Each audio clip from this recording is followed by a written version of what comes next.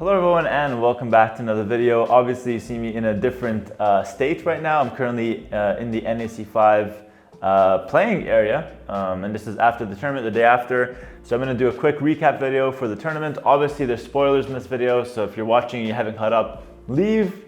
But if you're here and you've seen the video, seen the tournament and want to see a little bit of my thoughts about it, this is the video for you. So I'm really excited to make a video like this because it's something I've wanted to do for a long time. I actually have the GL guys helping me with the video recording. And on that note, I did buy camera equipment and microphones. So for the next LAN event, I will do my own vlogs. So promise you guys, vlogs will be coming for next LAN events. But for this one, obviously we had just gotten equipment now. Didn't have time to set it up.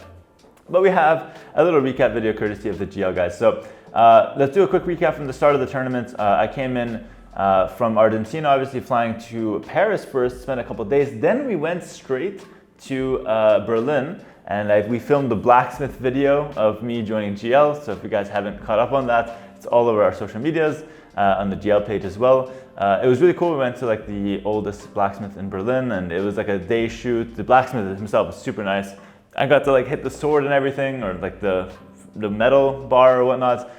So it was really cool. I was like in there kind of like filming a little bit and then just chilling a bit, and that was a really good start to the trip because it was a cool thing to do. And then obviously going into the actual tournament the day before, we get to do a little bit of a tour, get familiar with everything, set up our stuff, and have one day to practice basically before hopping into the group stage. I came in with most of my practice done with AM guys. So although I joined GL, it was like I practiced with Hart and Leary a lot, and so those were like my quote-unquote teammates for this event.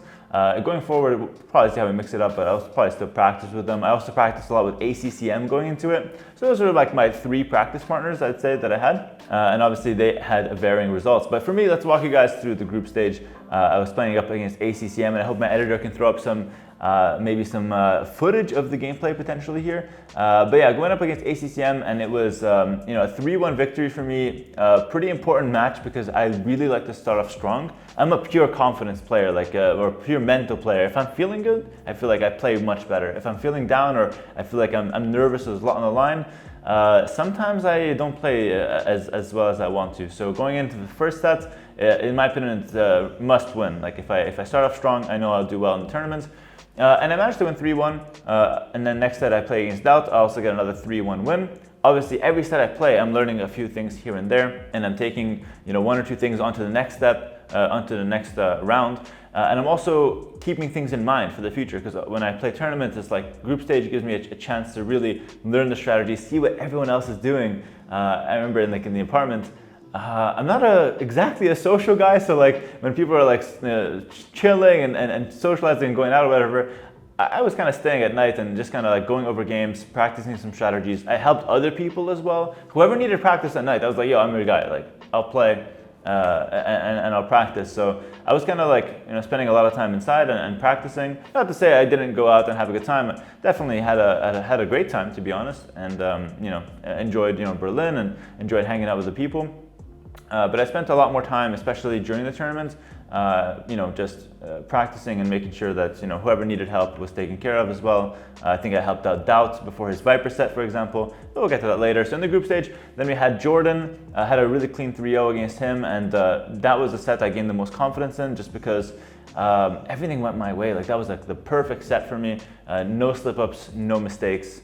Or no big mistakes, obviously, there's always little mistakes, but I feel like everything went really smooth there. And then we move on to the big set here, me against Tato. I didn't expect it to be so back and forth. It was like super, super close. I was down 2-1, losing the arena game. I was about to lose 3-1 in the group stage, and this match was to get into the semifinal. So this was a huge match for both of us, and I just managed to do like the craziest comeback ever on arena, which was just wild. And I don't know exactly how it happened. I'm actually going to do a game review for the YouTube channel, and I will title it the best arena game ever, the new one. We had a one against Tato as well. He's kind of like the arena master, and I have to match him for these games, but it just produces like the best games. And so yeah, that was a crazy arena game. I'm going to do a review of it, of course, so you guys can see the whole thing. But I ended up winning 3-2 up against Tato. Then we move on to the last group stage match. I'm up against Viper. And yeah, it's pretty interesting because this match is like we're playing for nothing. So like if And no matter who wins or who loses, we face each other in the semis. I'm guaranteed there. He has to play one round. If he wins, he gets the semis.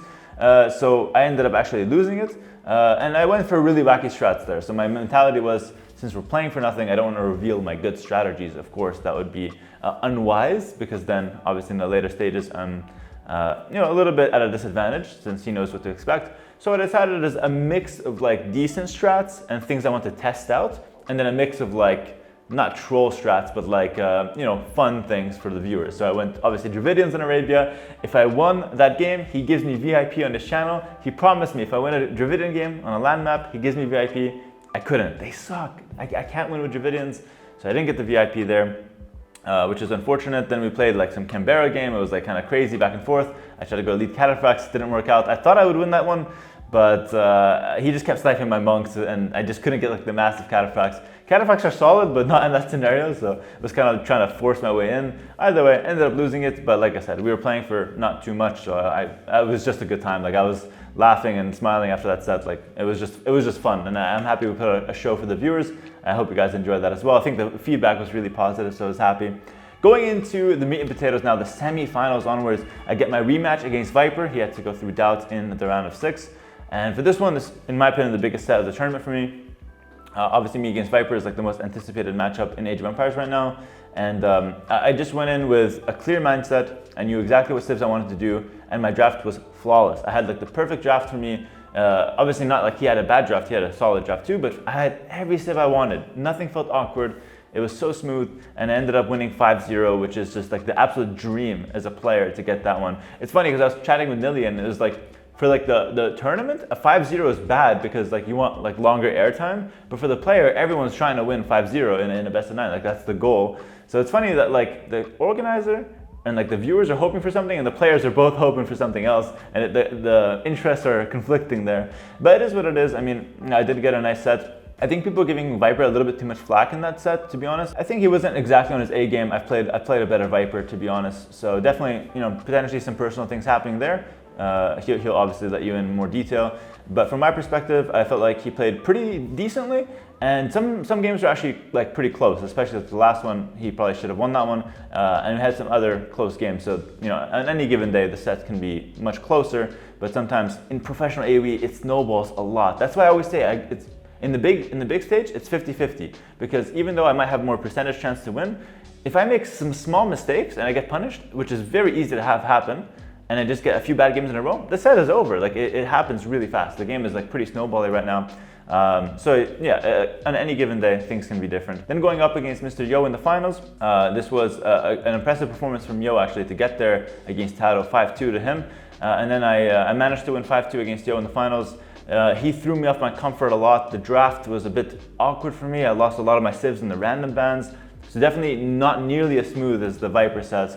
I was really pushed against the wall. And I think that like as a player, I like to be in my comfort zone, and that game took me completely out of my comfort zone from the draft. Like I knew it was like, oh man, I was stressing. I was like, this is really bad. Luckily though, I won the matches I was supposed to win, and on some of the matches where I had like a weaker civ, I managed to outplay Yo a little bit and kind of like get creative and find the win. Like in the first game, Portuguese versus Turks, I didn't have a bad civ, but he had a better strat, and I managed to somehow win by avoiding or running out of the arena and avoiding getting crammed in, which was really cool. And then in the last game, I was Spanish on Langanati, which I've never played, but I decided conks are good, and we went for conks and it managed to win the game. So overall, we take home NAC5. Bittersweet moments. My favorite moment of the event behind the scenes, well, you guys saw it on the Twitch live stream as well.